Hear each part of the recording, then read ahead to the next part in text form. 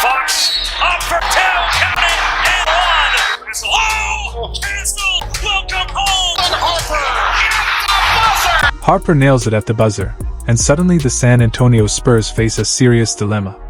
With De'Aaron Fox pushing the pace, Stephon Castle seeking bigger opportunities, and rookie Dylan Harper stepping in, balancing roles looks complicated.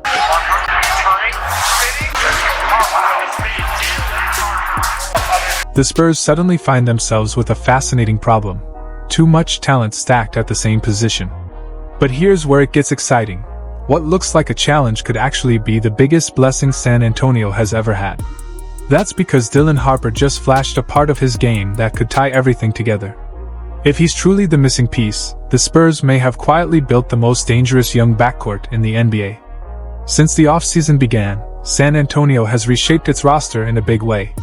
They drafted Carter Bryant, added experienced big men Luke Kornet and Kelly Olynyk, and most importantly, landed the centerpiece of their offseason, Dylan Harper, taken with the number 2 overall pick, right after Cooper Flagg. The challenge? Harper enters a roster already loaded with guards.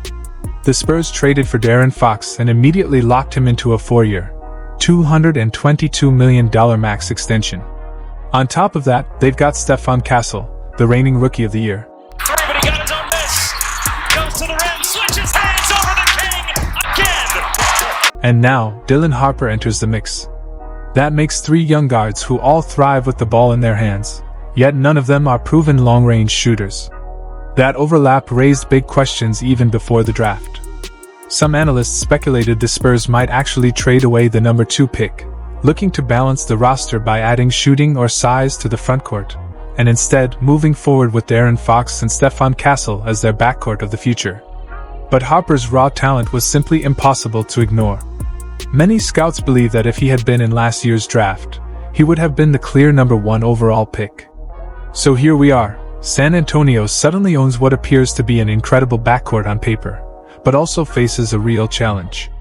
Only one guard can consistently run the offense, and eventually the Spurs must decide who truly gets the keys. But here's the twist: Harper himself may have already given us the answer. This summer, on Carmelo Anthony's podcast 7 p.m. in Brooklyn, he opened up about his situation in San Antonio, even comparing it to James Harden's early years with the Oklahoma City Thunder. You're not going to get the keys all day like James Harden was at the Thunder. Right. Yeah. Come on the bench 6 man for 3-4 years waiting for his turn. So like everyone got to wait for their turn. So I mean that's kind of how I looked at it. That kind of resume would normally guarantee Dylan Harper a starting role in the NBA from day one. But in San Antonio, the story might play out differently.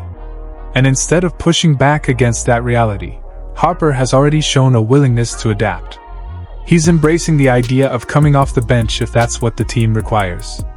That decision is massive, because what the Spurs may have uncovered is another player cut from the cloth of unselfishness, a mentality that has defined their greatest championship runs. It's not the first time this franchise has leaned on that type of mindset. During San Antonio's dynasty years, Manu Ginobili famously accepted a bench role despite having the skill set to start for virtually any team in the league. That sacrifice didn't prevent him from reaching his ceiling.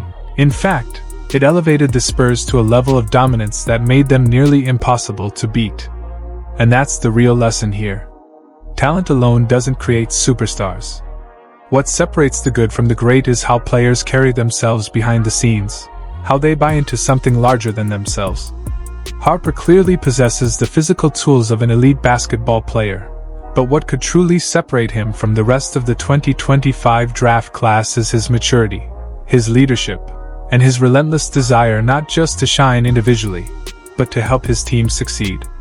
One of the biggest adjustments Harper faces at the next level is role adaptation.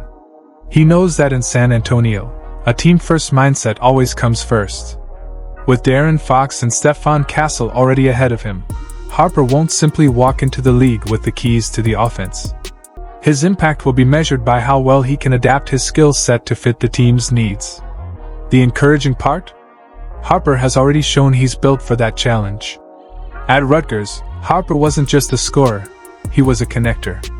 He set screens, cut hard without the ball, spaced the floor, and defended with effort.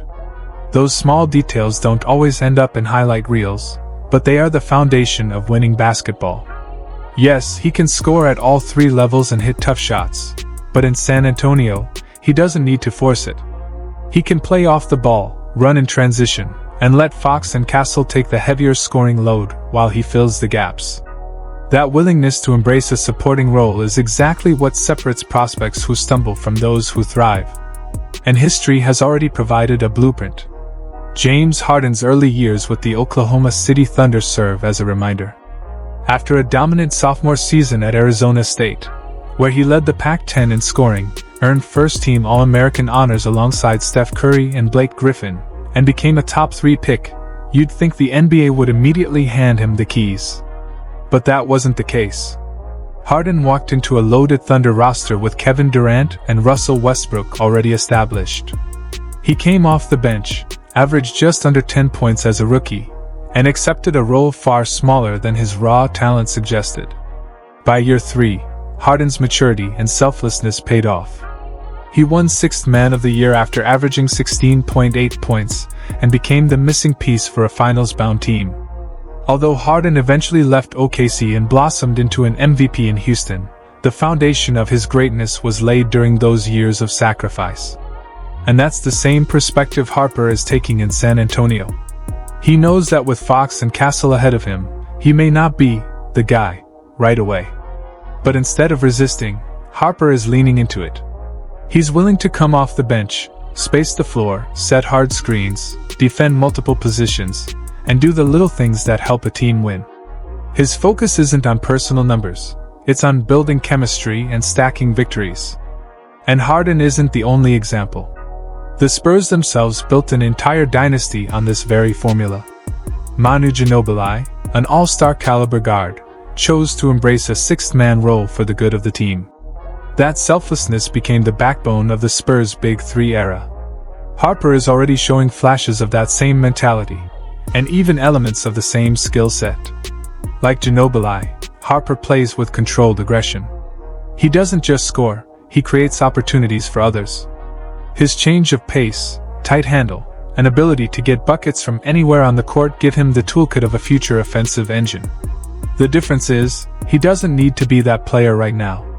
And that's what makes San Antonio so dangerous for the rest of the league. Harper has plenty of time to make his mark during a 48-minute game, and if the Spurs' young core reaches its collective potential, they could assemble a lineup capable of finding an advantage against anyone. But while Harper has been the headline, it's important not to overlook Stephon Castle, the reigning Rookie of the Year. And for good reason. In just his first NBA season, Castle validated why San Antonio invested in him. At UConn, Castle's role didn't fully showcase his offensive potential. But in the NBA, he wasted no time proving himself. Castle averaged 14.7 points, 3.7 rebounds, and 4.1 assists while shooting nearly 43% from the field. He thrived in isolation, using his speed and strength to attack the paint, draw fouls, and create his own shot. Though his three-point percentage sat at just 28.5, he flashed enough touch to suggest that once the jumper becomes consistent, he could be nearly unguardable. What truly sets Castle apart, however, is his defense. At just 20 years old, he already plays defense beyond his years. With his size, physicality, and instincts, he guards both wings and lead guards at the point of attack. Few rookies make as much of an impact defensively as Castle did in his first season, and that makes his ceiling incredibly exciting. He already has the tools to become a true two-way force. The next step in Castle's development will be refining his offensive decision-making, tightening his jumper, and expanding his playmaking ability. If he becomes a reliable outside shooter, the Spurs suddenly have a guard who can dominate on both ends of the floor. After exceeding expectations as a rookie and flashing star potential, Castle is preparing for a major leap in the 2025-26 season. It will now fall on head coach Mitch Johnson to guide that growth and, just as importantly, give Castle the freedom to do what he does best. While he excels off the catch and cutting into open space, Castle still needs isolation opportunities. Take that away, and San Antonio risks wasting one of the league's most dynamic young guards. Just as Castle is vital to the Spurs' future, De'Aaron Fox will be equally important next season. Fresh off signing a massive 4-year extension, the 27-year-old isn't going anywhere. And he's certainly not the guard who'll be coming off the bench. Fox brings too much to the table right now compared to Castle or Harper. In a limited stint with San Antonio last season, Fox still put up impressive numbers: 19.7 points, 4.3 rebounds, and 6.8 assists per game while shooting 44.6% from the field. His three-point shooting wasn't elite, but it's never been the defining part of his game. What makes Fox so valuable is the way he relentlessly pressures defenses with his speed. Few guards in the NBA are as explosive in transition or as dangerous when attacking the paint. Fox's impact goes beyond numbers. He brings leadership, playoff experience, and a proven ability to deliver in clutch moments, qualities this young backcourt desperately needs. For Castle and Harper, having Fox as a mentor is nearly as important as having him as a teammate. He sets the tone with his work ethic, his pace, and his ability to take over when the game hangs in the balance. All signs point to San Antonio's starting backcourt being anchored by De'Aaron Fox and Stephon Castle next season. Fox will run the show as the lead guard while Castle settles into the 2 spot. With Fox's pace and scoring gravity paired with Castle's length and versatility, that's already a dynamic duo. But here's where it gets truly interesting. Harper's offensive upside could eventually make him the ultimate wild card. He can play their guard spot, soak up 25 to 30 minutes a night, and give the Spurs flexibility depending on matchups. That depth makes San Antonio unpredictable, allowing rotations to shift game to game, or even quarter to quarter. Looking further ahead, if Harper develops as expected, running the offense, hitting threes, and thriving alongside Victor Wembanyama, San Antonio could eventually face a tough decision about